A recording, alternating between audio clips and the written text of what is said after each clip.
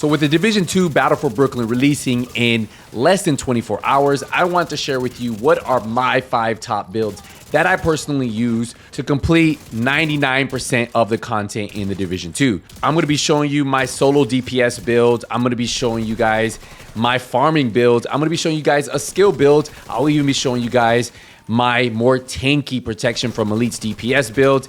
And last but not least, I will be showing you a raid build that you can use on incursions. Now, while I do have multiple loadouts in the Division 2, these are probably my 5 most used builds. So let's stop talking and let's get into the build. Now, the first build we're gonna be talking about is probably my most tankiest protection from elite damage build, and I really like this build for those harder difficulties. You can either run this on master difficulties or you can even try running this on legendary. But again, this is that protection from elites heartbreaker build that has gotten me through master difficulty. So if you guys have been looking for a protection from elites heartbreaker build for PvE, take a look at this one. I am running the Chameleon. Now I will swap to the St. Elmo's engine for the hunters. Now, if you don't have the Chameleon, you can just run the St. Elmo's engine from start to finish. Now, if you guys do have the Chameleon, then use the Chameleon. Once you get to the hunters, you'll swap to the St. Elmo's engine.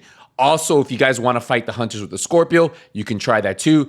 Now, it has 900 RPM, 88,000 total damage based on a build with 1 red, 6 blues, 1 yellow. And then we also have assault rifle, health damage, and damage to targets out of cover. So for the Heartbreaker, why did we go with the Heartbreaker? Well, the Heartbreaker is one of those pieces that gives you 15% assault rifle and 15% LMG damage. Not only that, it gives you 15% weapon handling, which helps out on your reload speed, accuracy, stability, all the good things. So that's a big win there. Now, Heartbreaker. Headshots apply pulse for 5 seconds. So when you're hitting headshots with your thing, you're going to be applying Heartstopper. Weapon hits on pulse enemies as a stack bonus of 1% bonus armor and 1.1% weapon damage to pulse enemies up to a max of 50. Now, we're going to be running the chest piece, so this is going to go up to 100, but that is actually what's pretty insane with this. That's 110% extra weapon damage we're going to have on this build once we have the chest piece, and I'll read that to you in a second. We have armor on here, 170,000 armor, and then you got to go with crit chance on all the pieces. We do have 12% protection from elites on all the mods possible. For the chest piece, we're running the Heartbreaker chest piece. We have armor, critical chance again, and protection from elites, as I mentioned. And what does the chest piece do? Well, it increases max stacks from 50 to 100, and that's why we're able to get 110% extra weapon damage on our build because of the chest piece. Now, I did go with the improvised holster on this one. I know a lot of you guys said, yo, Skills, what if you don't have the chill out mask? So for this build, guys, what I'll tell you is the improvised holster, you can actually craft this piece. It comes with no attribute, but with this, we're actually gonna get crit chance and crit damage, and the improvised holster is the only piece that allows you to put a mod slot, which we're able to stack more protection from elites on here. So armor, crit damage, crit chance. Remember, you guys can craft this at your crafting station. For our knee pads, we have our third piece of Heartbreaker, and that's gonna be armor, and we have crit damage on this one. And then for our gloves, we have a fourth and final piece. We have armor and crit chance. Now for the backpack, we're running the Memento backpack. Great for solo play. We have weapon damage, armor, skill tier, and then protection from elites. And then take a look at this. Enemies you kill drop a trophy. So that means with this build, every time we pick up a trophy, we're only getting 5% weapon damage, but we're getting 60% bonus armor on top of the bonus armor we're getting from shooting enemies, which is crazy, right? Because if we have an enemy pulse, we're getting that stack there, and then we're also getting the bonus armor. So this is why this build, if you guys want, you guys could probably go down to 2 reds and 5 blues. Before this build, I wanted to show you guys how you guys can do it. If you feel like you could put out more damage and survive a little bit more, that will get you there. But yeah, Memento is going to be that. For the skills, I'm running the Crusader Shield, and then we have the Scanner Pulse. And if we check out our stats, you'll see we have 49% crit chance on the build, 69% crit damage, 70% headshot damage, 21% health damage, 10% damage targets out of cover.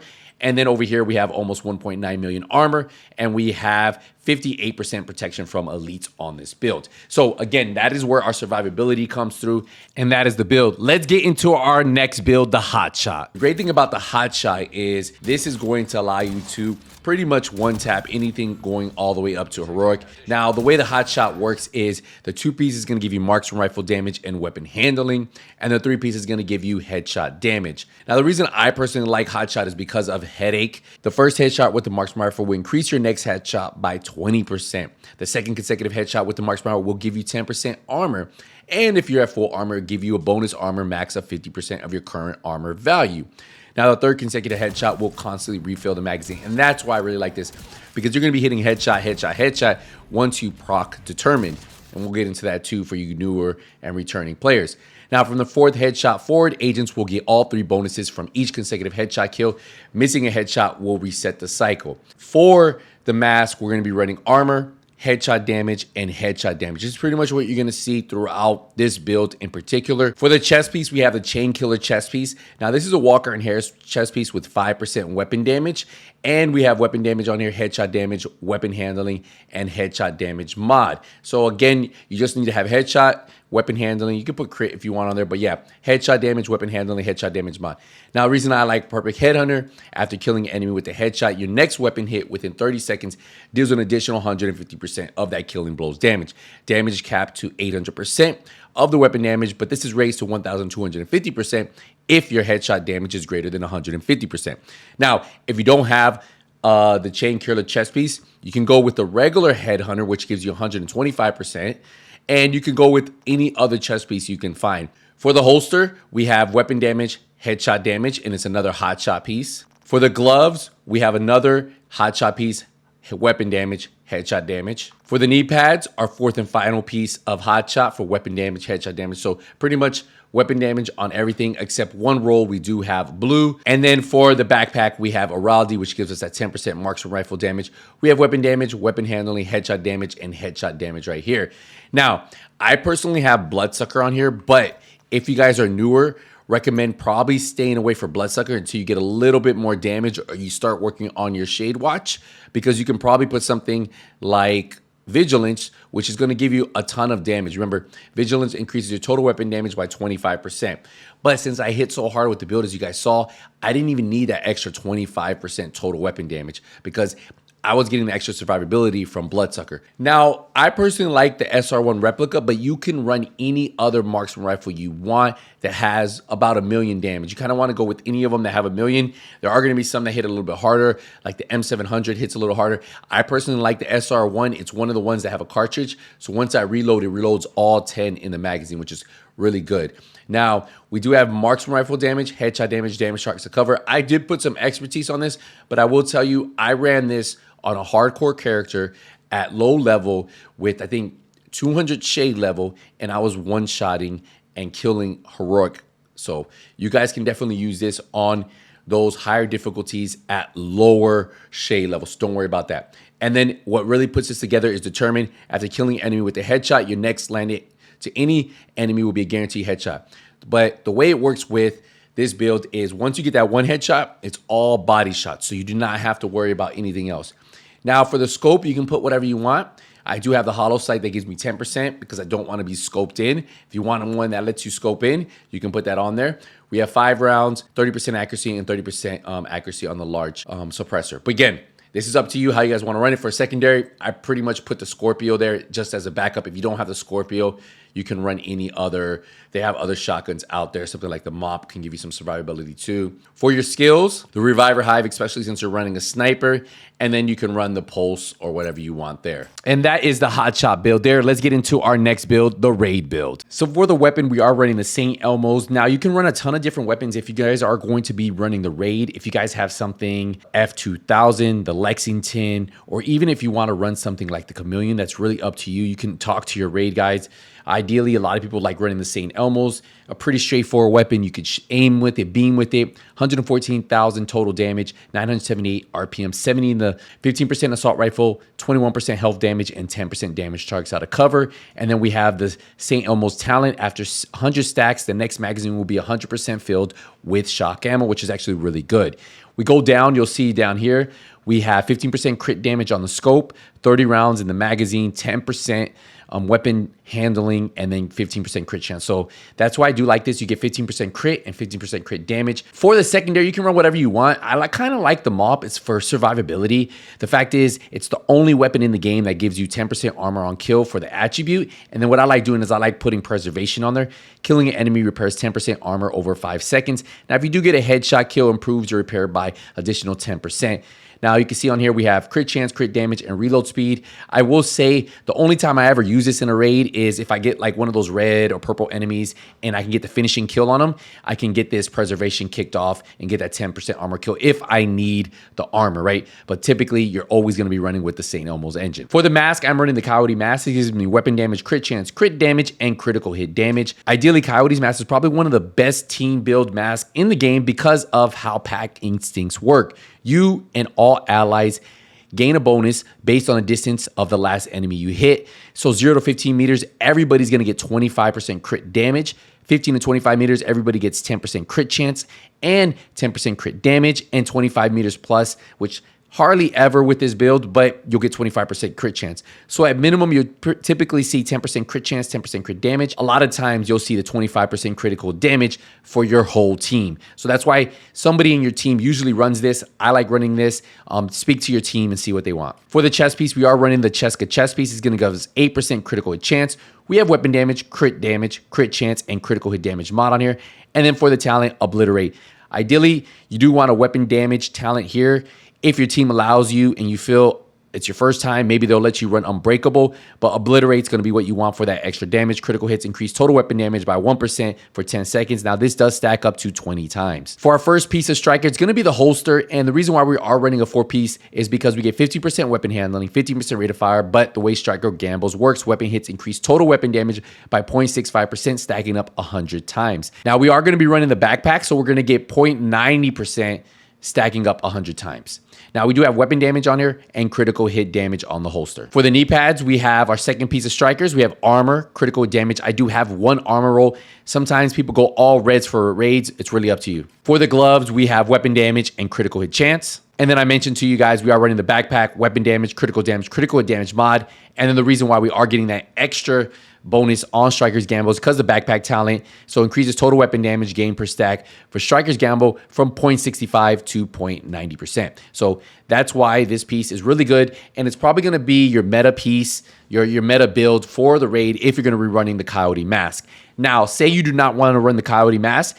That's where you guys can swap out something like this and go with the Grupo backpack for the 13% critical damage, weapon damage, critical chance, critical damage, and you can either run Unstoppable Force or Vigilance for the raid. Really up to you. But again, this is probably going to be the second meta. This is going to be the hardest hitting version of it. But again, you would have to swap out the Coyote mask and put a Striker's mask. But it depends if your team wants you run a Coyote mask or not. If we look at the stats, we have 51% crit chance, 156% crit damage, 75% headshot damage, and 10% damage to targets out of cover. We also have 21% health damage on this. But overall, like I said, this is probably going to be your meta build right here, what you typically see. Again, if you guys want the hardest hitting version of Striker for the raid, you put a Striker mask here and a gold backpack. Now, for some of you who don't like shooting your weapon and you want to get more damage with your skills, this is going to be that build. Probably one of my favorite skill damage builds to use in the Division 2. So for this build, let's start off with the specialization. We are going to be running the Technician class. The Technician class is going to give us one skill tier, plus it's going to give us 10% skill damage. This actually works great.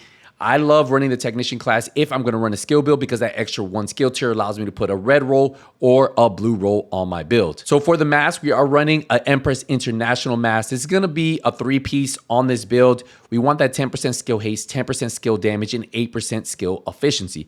We have skill tier on here, and then we have skill haste, skill damage. And then since it is a solo player build or a build that you can run with something, you can either run 12% protection from elites, or maybe you could put crit chance, really up to you, but that's how you're going to want to run the build. So for the chest, we are going with the Uzina chest piece. This is going to give us 5% total armor. We do have armor rolled on here. We have skill damage. I would like to get skill haste here, and I do have protection from elites here. The protection from elites here helps you, especially we're going to be doing heroic with this build. And for the talent on the chest piece, we have kinetic momentum. When in combat, each skill generates a stack while active or not on cooldown. Stacks increase your total skill damage by 1.5%, up to 15 stacks per skills. For the holster, we are running the Waveform holster, and this is going to be probably one of the best exotic skill damage pieces in the game because it has skill tier, skill damage, skill haste. And the way this talent works is you generate a stack of 3% skill damage on one of your skills every second, capping at 10 stacks. So that means at any given moment, you could have one skill up to 30% skill damage. Now, after 10 seconds at the cap, the stacks transfer to the other skill. So you could have 30% on the other one, and maybe at one point 15%, 15%. But again, probably one of the best skill damage exotics in the game. For the knee pads, we went with the Wyvern Wear knee pads. For the 8% skill damage, we have skill tier, skill haste, and skill damage. For the gloves, we have the Empress International, our second piece, and we have skill tier, skill status effects, and skill damage. I would like to switch this out for skill haste. And then for the backpack, we have our third and final piece of Empress, and this is going to give us skill tier, skill damage, critical damage, and protection from elites. Again, you could put skill haste on there if you like. But yeah, this is kind of how I have this. I do have combined arms on here, so shooting an enemy increases your total skill damage by 25% for 3 seconds. Capacitor, probably one of the best skill damage weapons in the game. And the way this bad boy works is it has a talent which shooting enemy builds a stack up to 40. Each stack grants 1.5% skill damage. Now, after 5 seconds, this stacks to decay. Also, for every yellow skill tier you have 7.5% weapon damage on this build. So that's why you're not only getting some good damage on your weapon, but you're also getting a lot of damage from your skills themselves. It has assault rifle, damage to armor, and damage targets out of cover. You can see we're sitting at 96,000 damage, 700 RPM, 41 in the magazine, and 75% headshot damage. And then for the mods, 10% crit chance, 30% crit damage, 10% weapon handling, and 11 rounds in the magazine.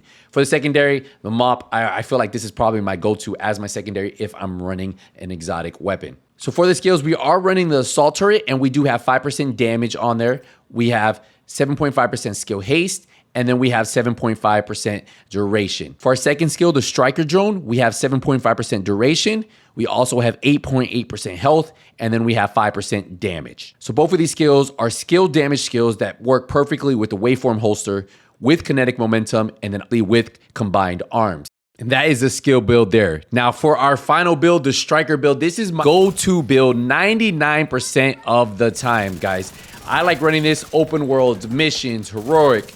Even on legendary, I use a version of this build, and this is going to be my bread and butter. Let's get into the build. Well, by now you guys know how Striker works. Hopefully the 2-piece gives you that 15% weapon handling, the 3-piece gives you that 15% rate of fire, and then Striker's gambles, weapon hits increase total weapon damage by 0.65%, stacking up 100 times. And the amount of damage this build is going to put out is going to keep enemies dead and keep you alive. Now for the mask, we are running armor here. We have crit damage and crit damage mod. We do have a Cheska chest piece on here for 8% crit chance. We have weapon damage, critical hit chance, and a critical hit damage mod. Now for the talent, I am running Obliterate. Critical hits increase total weapon damage by 1% for 10 seconds. Now this does stack up to 20 times. That's 20% extra weapon damage on the build. For the holster, we are running a Striker holster for weapon damage and crit damage. For the knee pads, we have weapon damage, crit damage. And for the gloves, Striker gloves, we have weapon damage, crit chance. For the bag, we do have the Memento backpack for the weapon damage, armor, skill tier, critical hit chance, and obviously I explained how kill confirm works already on the build. But when I do pick up a trophy, I'm gonna get 25% extra weapon damage, 20% extra armor, and 5% skill efficiency for 10 seconds. And then the long-term stack is 30% weapon damage, 30% skill efficiency, and 3% armor regen, giving you the survivability you need for this build. For the weapon, you can choose to use the Chameleon, which is probably one of my favorite weapons, or the St. Elmo's. The Chameleon has assault rifle, health damage, and damage to targets cover on here.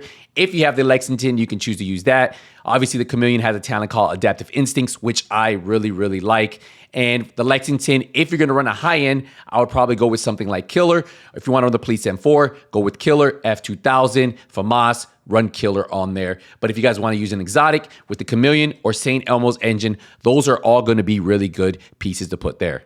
For the skills, I have the Reviver Hive and then a Pulse or Defender Drone, really up to you, but this is the build right here. And those are my 5 top builds to use in the Division 2. I will have bookmarks, so if you guys want to go back and save these builds for later, you guys can. I'll see you in the next one. Nothing but skills is out.